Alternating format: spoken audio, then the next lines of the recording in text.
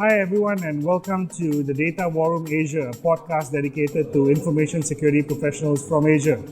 And we're recording live here from the Cybersecurity Summit at Marina Bay Sands by Closer Still Media. And there's no better way to start the recordings this morning than by speaking with Dominic Pinfold, Event Director of the Smart Cybersecurity Summit and the Cybersecurity World Expo that's at the end of the year. So Dominic, welcome to the show and Hi, Resham. Please introduce yourself. Yes, hi, I'm Dom. I'm the event director for Closer Still for our cybersecurity portfolio.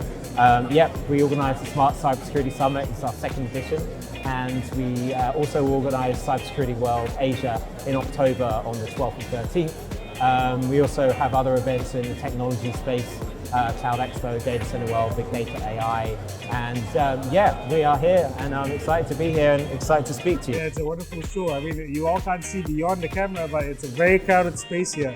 So Dominic, quick question first. Let's start off. This podcast is dedicated to information security professionals from Asia.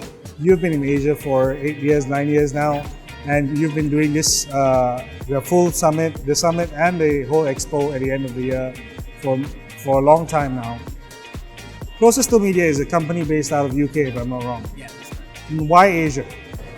So Asia is an interesting market, particularly in the technology space, that compared to Western Europe and America, whereby the markets and technology is quite mature.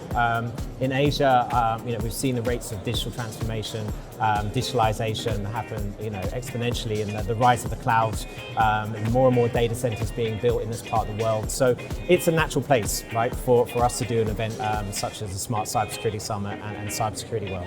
So you have an interesting role, right? You bring the vendors, the local distributors, the resellers, and also the InfoSec community together in one space.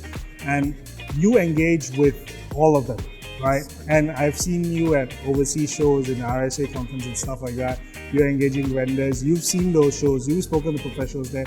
How do you feel it's different from the cybersecurity point of view from the InfoSec professionals here? Is there a different viewpoint? Are they working with different kind of end users, cultures? I think that definitely the culture is different. Asian culture is about face time, it's about meeting people face to face. It's about, and there's also cultural traditions as well, which are very different to the West.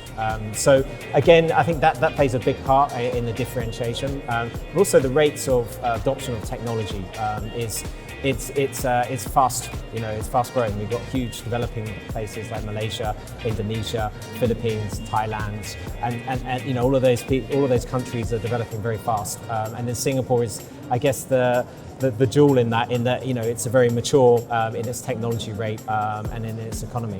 Right, and what about the knowledge sharing? You've got 2 theaters this time, if I'm not wrong, and you've got a lot of speakers, a lot of knowledge sharing going on. And one thing I noticed is this time around we've got a large line of Asian speakers from the industry here. Very nice to see that. And that's a big change from previously. What's the thought process behind that? I think that the challenges that people or the community IT security are facing here in Singapore and in the wider region, again, it's slightly different to the West, right? For example, we went to a lockdown, a circuit breaker pretty quickly compared to some places in Europe.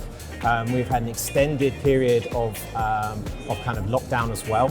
So a lot of working from home, probably longer than other places, particularly in Europe, in the UK. So these are unique challenges, I think, that are very much to this part of the world compared to elsewhere. Right.